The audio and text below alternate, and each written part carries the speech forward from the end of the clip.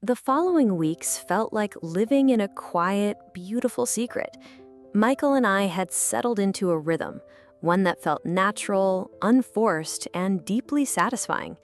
Our connection had grown in ways I hadn't anticipated, not just romantic or emotional, but a true partnership of minds and hearts.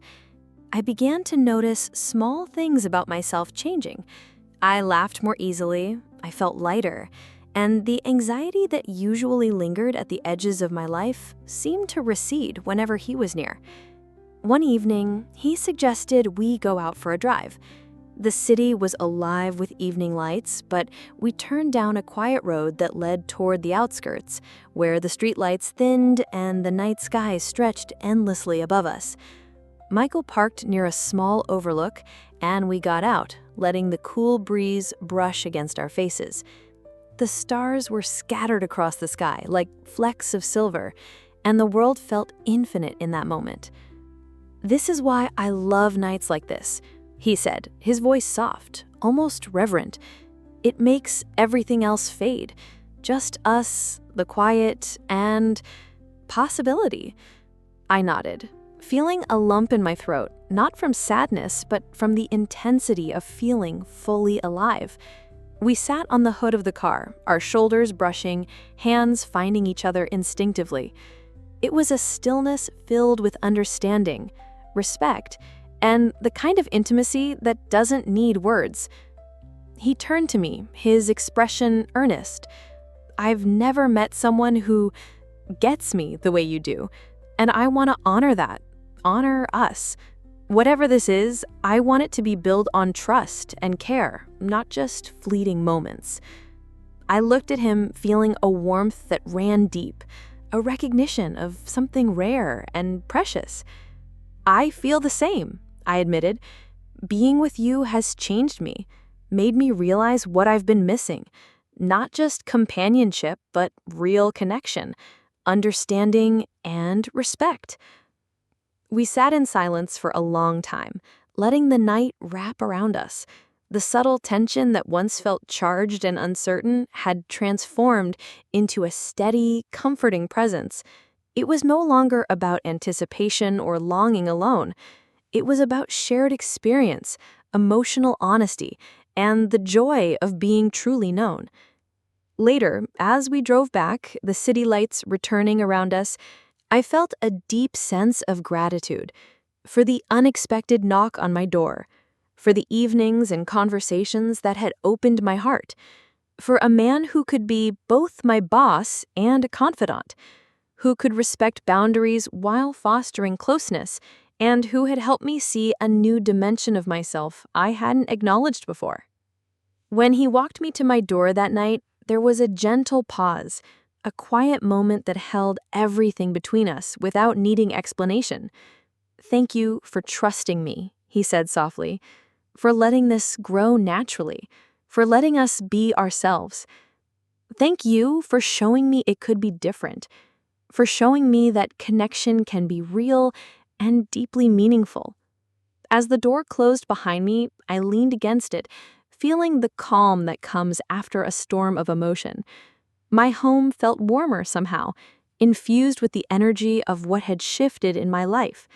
Michael's presence lingered, not just in memory, but in the subtle change inside me, the way I now understood the value of openness, trust, and authentic connection. That night, I reflected on how rare it is to meet someone who sees you, truly sees you, and meets you there. Life had a way of nudging us toward experiences we didn't expect, moments that awakened something dormant within us. And I realized with a quiet certainty that the door Michael had knocked on weeks ago had opened not just to his home, but to a new chapter in my own life. A chapter defined by emotional courage, self-discovery, and a bond that could grow steadily, beautifully, and respectfully. I went to bed that night feeling lighter, whole in a way I hadn't anticipated. The world outside continued to turn, ordinary, yet brimming with possibility. And I knew that whatever the future held, I had discovered something priceless. the courage to open my heart, the trust to embrace the unexpected, and the joy of finding a connection that shifted everything, forever. Hey everyone, before I dive in, I have to ask, where are you watching from? Are you in New York, Chicago, maybe somewhere sunny like Arizona? I'd love to know because what I'm about to share, well, it's a story I never thought I'd tell. It's about a moment that completely shifted my life. One quiet evening that started with an unexpected knock at my door. I had just settled in after a long day at the office, the kind of day that leaves you feeling like your brain has run a marathon while your body is still sitting at the desk.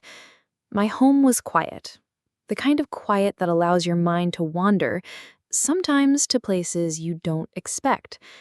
I was in my favorite chair, a soft throw draped over my legs, a mug of tea warming my hands. The soft hum of the refrigerator and the occasional rustle of the wind outside were my only company. And then there was the knock. I remember thinking briefly, who would come by now? It was late, too late for neighbors, too early for friends to drop in. When I opened the door, there he was. Michael, my boss. My stomach jumped in a way I couldn't immediately identify. Not fear, not alarm, but something else, something unexpected. He stood there, casual but unmistakably deliberate, holding a small brown paper bag in his hands. "Hey, I hope I'm not intruding," he said, his voice calm, warm, and familiar in a way that my heart did that weird flutter. I blinked, stammered, somehow managed "Michael, what are you doing here?" He shrugged, his usual easy smile playing at the corners of his lips. "I figured you might need a break from all those spreadsheets and meetings." Part of me wanted to say no. Part of me wanted to slam the door and retreat into the safety of my predictable evening. But another part, a quieter, more adventurous part, felt a tug, a pull that I couldn't quite name. I stepped aside and gestured for him to come in. The living room felt suddenly smaller, more intimate. The dim light from the lamp in the corner softened the edges of the furniture, and the scent of jasmine from my diffuser mingled with the faint cologne Michael wore. We sat across from each other, 2 mugs in hand, and for the first time outside the office, I truly saw him. Not just as my boss, not as the professional figure I had spent years working under, but as someone real, human, and quietly magnetic. We talked about the mundane at first, work, family, the weather, but gradually the conversation shifted. He asked about me, really asked, not in the polite way people do when they're just making small talk, but in a way that felt deeply personal, like he wanted to understand my world, my thoughts, my feelings. I found myself opening up about things I hadn't shared with anyone. Stories of my childhood, my small triumphs, my quiet disappointments. And Michael listened, not just hearing, but absorbing, responding thoughtfully, and sharing pieces of himself in return. There was a subtle tension building between us, one that wasn't uncomfortable, but charged, like the air just before a storm breaks. It wasn't about desire in the superficial sense.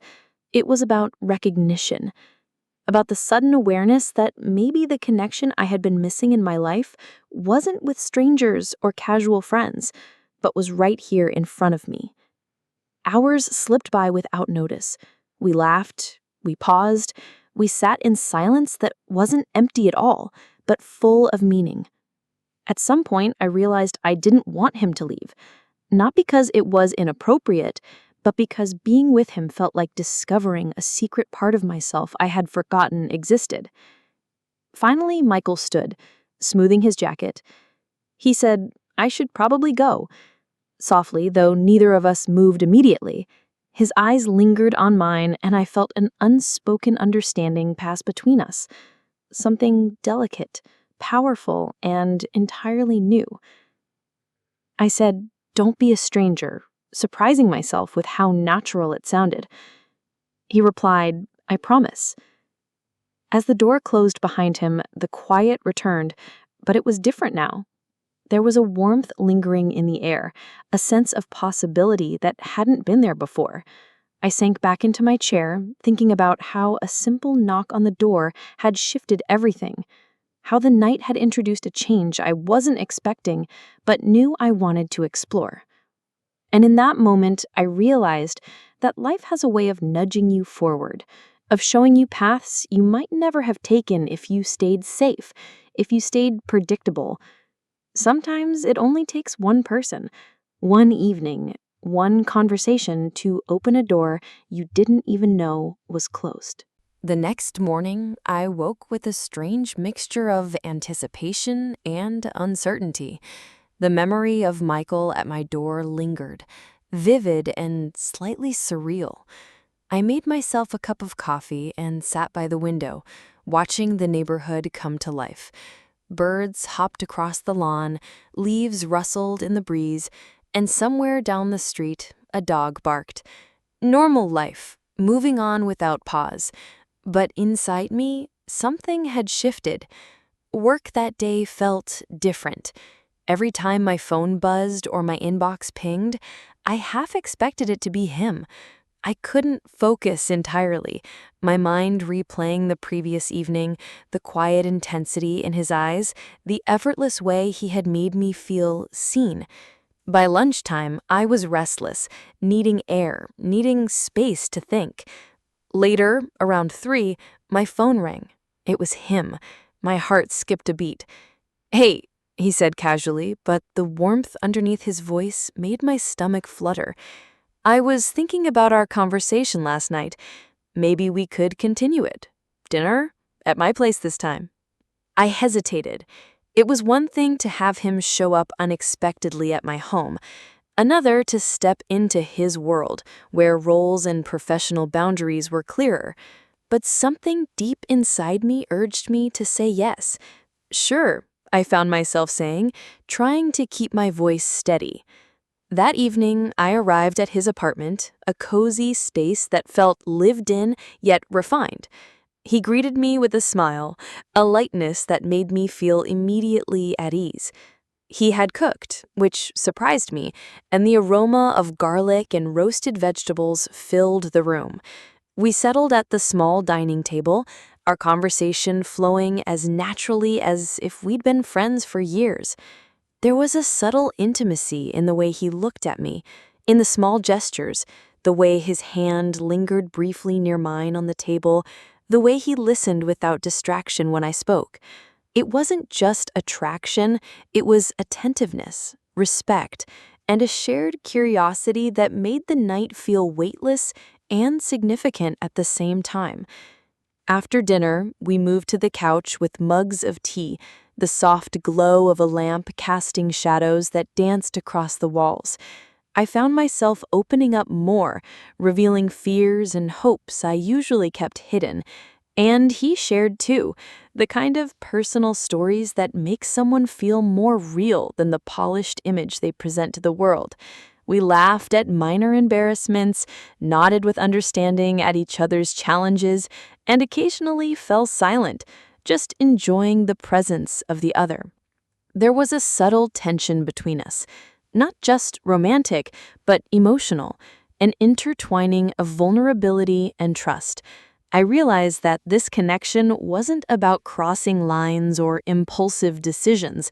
It was about recognition, a deep understanding that had been missing in both our lives. Each glance, each word seemed to build an invisible bridge, delicate yet unbreakable.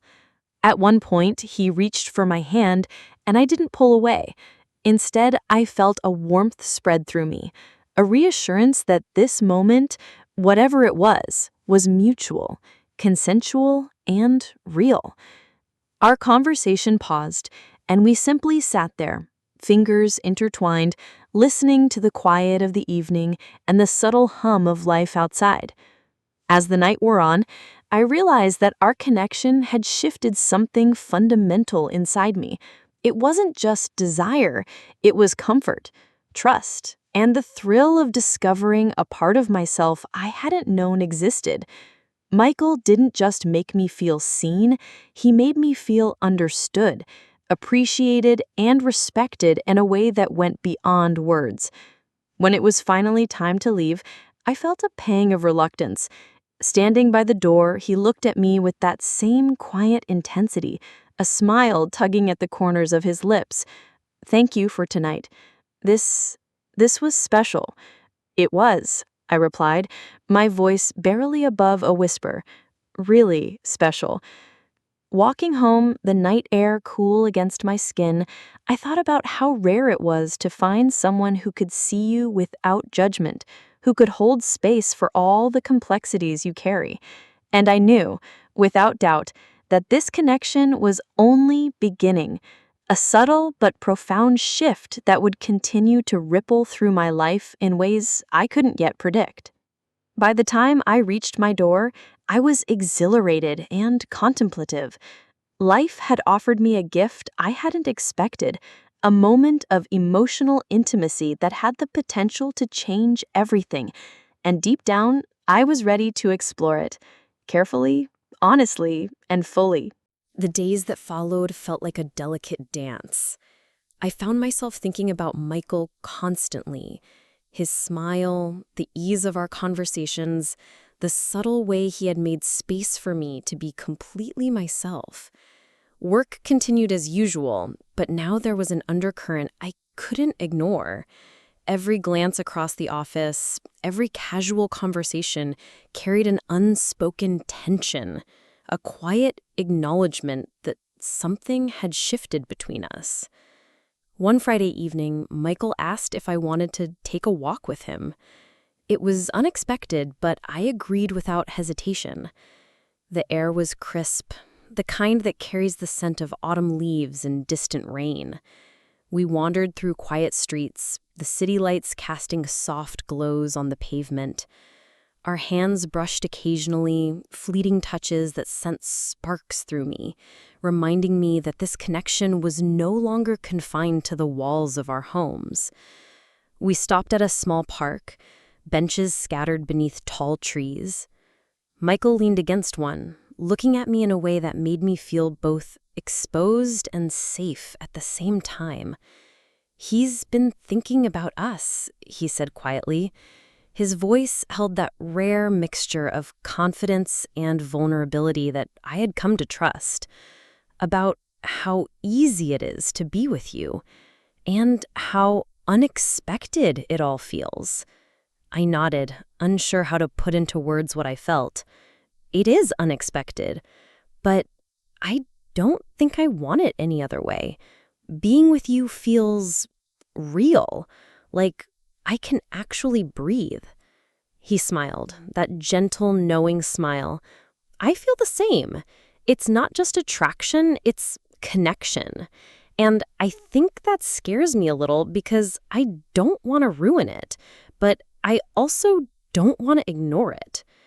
We stood there, close but not touching, feeling the tension shift into something tender, something profound. It was more than chemistry. It was the recognition that two people could meet at a point in life where both were ready, where vulnerability didn't feel like weakness, but like a bridge. As the weeks passed, our relationship deepened. Lunches turned into long talks at quiet cafes. Walks became explorations of neighborhoods and hidden corners of the city. Each interaction, each moment, added layers to our connection. We weren't rushing, there was no reckless impulsiveness, just a patient unfolding, a careful weaving of trust and affection. One evening, Michael invited me to his home again. This time, we cooked together, laughter filling the kitchen as we navigated the small space. Flour dusted our hands, sauces simmered on the stove, and the playful teasing between us felt both comforting and thrilling. After dinner, we moved to the couch, the soft glow of the lamp creating an intimate cocoon around us. "He liked this," he said, leaning back. "Being here with you, like this. No expectations, just us." I nodded, feeling a warmth that spread through me. Me too. It feels safe and exciting at the same time. Our conversation drifted from memories to dreams, the kind of talks that leave you feeling like you've shared pieces of your soul. At some point, our hands found each other again, fingers intertwined, and I realized that the emotional intimacy we had built had become physical in a way that was natural, consensual, and deeply meaningful. There was no pressure, no haste, just two people acknowledging the connection that had been quietly growing between them. That night, when he walked me to my door, the night air crisp around us, we paused. His hand rested gently on my arm, his eyes searching mine. "He doesn't want to force anything," he said softly. "I just want this to grow, honestly and completely." "I want that too," I replied, my voice steady despite the flutter in my chest. "I think we found something rare, something worth being careful with." As I watched him walk away, a sense of calm and exhilaration washed over me. This wasn't about fleeting desire or secret thrill. It was about discovering a bond that was patient, respectful, and profoundly emotional. Michael had shifted something inside me, awakened a part of me I hadn't realized was dormant. And for the first time in a long while, I felt that life could surprise me in ways that were not only unexpected, but deeply, joyfully transformative. That night, I sat by my window, reflecting on how far we had come. The city hummed quietly around me, but inside, everything felt alive. I realized that real connection wasn't about grand gestures or dramatic confessions. It was in the quiet moments, the shared laughter, the gentle understanding, and the mutual respect that built something stronger than any superficial thrill. And I knew, without doubt, that this journey was only just beginning.